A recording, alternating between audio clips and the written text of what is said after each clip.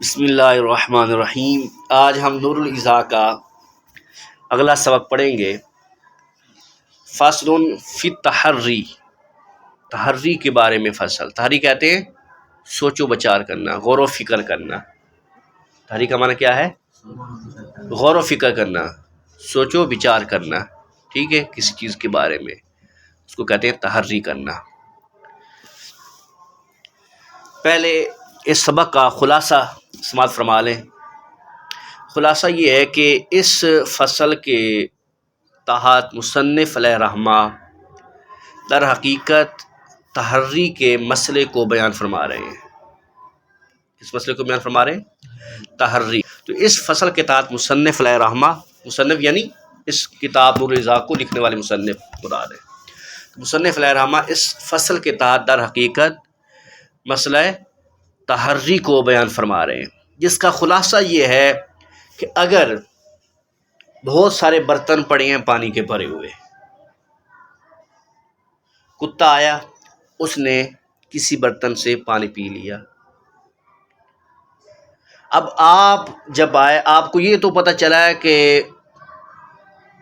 یہ جتنے برتن پڑے ہیں نا پانی کے بھرے ہوئے، ان میں زیادہ تو برتن پاک ہیں، یعنی ان میں پاک پانی ہے، لیکن کچھ برتنوں میں کتے نے منہ ڈالا ہے۔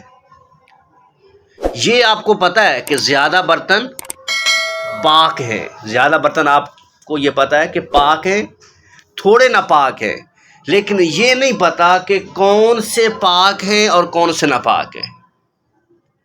آپ کو اتنا پتہ ہے کہ زیادہ برتن پاک ہیں جن میں پانی پاک ہے، اور تھوڑے برتن ہیں جن میں پانی ناپاک ہے، لیکن یہ نہیں پتہ، کوئی قرینہ نہیں ہے، کوئی علامت نہیں ہے، آپ کو یہ پتہ نہیں ہے کہ پاک کون سا ہے اور ناپاک کون سا ہے۔ تو پھر حکم یہ ہے کہ اگر اس کے علاوہ اور پانی نہیں ہے، اگر ان کے علاوہ اور پانی نہیں ہے تو پھر حکم یہ ہے کہ وضو کرنے کے لیے بھی اور پینے کے لیے بھی تحری کرے۔ بندہ کیا کرے؟ تحری کرے، یعنی سوچو بچار کرے، غور و فکر کرے۔ سوچو بچار کیا کرنا ہے، غور و فکر کیا کرنا ہے کہ دیکھیں کہ کون سا برتن جو ہے وہ پاک ہوگا۔ اگر آپ کا گمان غالب یہ ہو کہ یہ برتن پاک ہے، آپ کا دل یہ کہے، آپ کا سوچ و بچار آپ نے کی نا، غور و فکر کیا، آپ نے تحری کی، اور آپ کا دل جو ہے وہ اس بات پہ پہنچا کہ یہ برتن بالفرض وہ پاک ہے، اس کو آپ استعمال میں لائیں، اس سے وضو کریں، اور پینا ہے تو اس سے پانی بھی پی لیں۔ تحری کرنے کا مطلب یہ ہے کہ سوچ و بچار کرنا کہ کون سا برتن پاک ہو سکتا ہے، اور پھر جو آپ کا ظن غالب کہے، گمان غالب کہے کہ یہ پاک ہو سکتا ہے، تو اس کو استعمال میں لائیں، اس سے وضو بھی کر سکتے ہیں اور اس کو پی بھی سکتے ہیں۔ یہ مسئلہ تو تب ہے جب آپ کو یہ پتہ ہو کہ زیادہ برتن پاک ہیں اور تھوڑے ناپاک ہیں، تو پھر وضو کے لیے بھی تحری کرے گا اور پانی پینے کے لیے بھی تحری کرے گا۔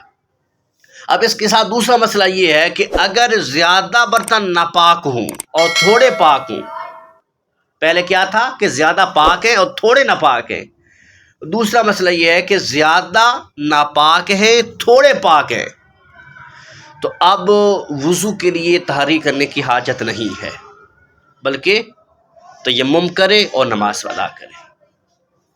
اگر اس کے علاوہ اور پانی موجود نہیں ہے تو کیا کرے؟ وضو کے لیے تحری کرنے کی حاجت ہے کب؟ جب زیادہ برتن ناپاک ہوں اور تھوڑے پاک ہوں، اور آپ کو پتہ نہ ہو کہ کون سا پاک ہے اور کون سا ناپاک ہے، تو تب وضو کے لیے پھر تحری کرنے کی حاجت نہیں ہے، بلکہ جو اس کا نائب ہے یعنی تیمم، اس کا قائم مقام ہے نا وضو کے، تو وہ اس کو اختیار کرے، یعنی تیمم کرے اور نماز ادا کرے، لیکن پینے کے لیے تحری کرے گا، وضو کے لیے تحری نہیں کرے گا، اس کے لیے حاجت نہیں ہے، اور اس کا نائب تیمم کو کر کے نماز ادا کرے گا، لیکن پینے کے لیے تحری کرے کہ کون سا برتن پاک ہو سکتا ہے اور کون سا ناپاک۔ پھر جدھر آپ کا گمان غالب جائے کہ یہ پاک ہو سکتا ہے، اس کو اٹھا کے پانی پی لے۔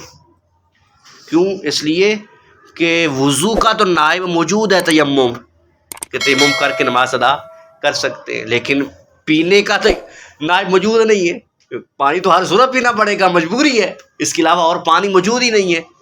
اگر تو اور پانی ہے تو پھر تو اس کو استعمال کریں گے نا۔ یہ تو تب ہے جب اس کے علاوہ اور پانی موجود ہی نہ ہو۔ یہ تحری کا مسئلہ تب ہوتا ہے جب اور موجود نہ ہو۔ تو لہٰذا وضو کے لیے تحری کرنے کی حاجت نہیں ہے، بلکہ اس کے نائب یعنی تیمم کر کے نماز ادا کرے گا، اور پانی پینے کے لیے تحری کرے گا۔ وہ اس لیے کہ پانی پینا تو ہر صورت ہے، اس کا نائب موجود ہی نہیں ہے۔ اور اگر 3-4 بندے ہیں، یہاں ضمناً یہ عرض کر دیتا ہوں، وہ یہ ہے کہ اگر 3-4 بندے ہیں تو ہر ایک بندہ تحری کرے گا، ہر بندہ تحری کرے گا۔ یعنی کہ میں نے بالفرض تحری کی، مجھے یہ لگا کہ یہ برتن پاک ہوگا، اور آپ کہیں چلو شریف نے تو تحری کر لی، لہٰذا مجھے کرنے کی حاجت ہی نہیں ہے، میں بھی وہی اٹھا کے استعمال میں لا لیتا ہوں۔ نہیں، ہر ایک بندہ خود تحری کرے گا۔ اس کے ساتھ اگلا مسئلہ جو بیان کیا گیا ہے وہ ہے کپڑوں کا، کہ یہ تو تھے برتن کہ پاک اور ناپاک آپس میں ملے جلے ہیں، اور پتہ نہیں ہے کہ کون سے پاک ہیں اور کون سے ناپاک، ان کے بارے میں تحری کا یہ ہوگا۔ اب مسئلہ دوسرا یہ ہے کہ کپڑے پاک اور ناپاک ملے جلے ہوئے ہیں، اور اب چاہے زیادہ کپڑے ناپاک ہوں یا تھوڑے کپڑے ناپاک ہوں، دونوں صورتوں میں وہ تحری کرے گا۔ بات سمجھ آ گئی؟ کپڑے پاک اور ناپاک ملے پڑے ہیں، اور آپ کو نہیں پتا کہ پاک کون سے ہیں ناپاک کون سے ہیں، تو اب چاہے زیادہ کپڑے ناپاک ہوں یا تھوڑے، دونوں صورتوں میں کیا کرے گا؟ تحری کرے گا، غور و فکر کرے گا، اور پھر جدھر گمان غالب ہوگا، ظن غالب ہوگا کہ یہ پاک ہوں گے، اس کو پہن کر نماز ادا کرے گا۔ وہ اس لیے کہ برہنہ نماز پڑھنے سے بہتر ہے کہ بدن ڈھانپ کے نماز پڑھی جائے، چاہے ناپاک ہی کپڑے کیوں نہ ہو۔ بات سمجھ آ گئی؟ ننگے بدن نماز پڑھنا، اس سے تو یہ بہتر ہوا نا کہ بدن ڈھانپ لے، اور بدن ڈھانپ کر نماز ادا کرے۔ سمجھ آ گئی؟ تو یہ مسئلہ تب ہے جب اور کپڑے نہ ہوں۔ بات سمجھ آ گئی؟ پاک اور ناپاک کپڑے ملے جلے پڑے ہیں، اب چاہے زیادہ ناپاک ہوں یا تھوڑے، دونوں صورتوں میں نماز پڑھنے کے لیے کیا کرے گا؟ تحری کرے گا۔ جدھر گمان غالب ہو کہ یہ پاک کپڑے ہوں گے، اس کو پہن کر نماز ادا کر لے گا۔ تو یہ ہے اس فصل کا، آج کے سبق کا یہ خلاصہ ہے۔ اب آئیے ترجمے کی جانب۔ فصل فی التحری، تحری کے بارے میں فصل، سوچو بچار غور و فکر کے بارے میں فصل۔ لو اختلط اوان، اگر بہت سارے برتن ملے جلے ہوں، اوان جمع ہے آنیتن کی، اور آنیہ کہتے ہیں برتن کو، اوان آنیتن کی جمع ہے یعنی برتن۔ لو اختلط اوان، بہت سارے برتن ملے جلے پڑے ہیں، اکثرها طاہر، ان میں سے زیادہ پاک ہیں، تحرا، تو تحری کرے گا، للتوضؤ والشرب، وضو کے لیے بھی اور پینے کے لیے بھی، وَإِنْ كَانَ أَكْثَرُهَا، اور ان میں سے اگر اکثر جو ہے ناجسا ناپاک ہے، لا يتحرا، تو تحری نہیں کرے گا، الا للشرب، لیکن پینے کے لیے، یعنی پینے کے لیے تحری کرے گا، اور وضو کے لیے تحری کرنے کی حاجت نہیں ہے، بلکہ اس کے نائب قائم مقام جو تیمم ہے، تیمم کر کے نماز ادا کرے گا۔ وفی الثیاب المختلطۃ، اور کپڑوں کے بارے میں، اگر کپڑے جو ہے بہت سارے ملے جلے ہیں، وفی الثیاب، اور کپڑے مختلطۃ،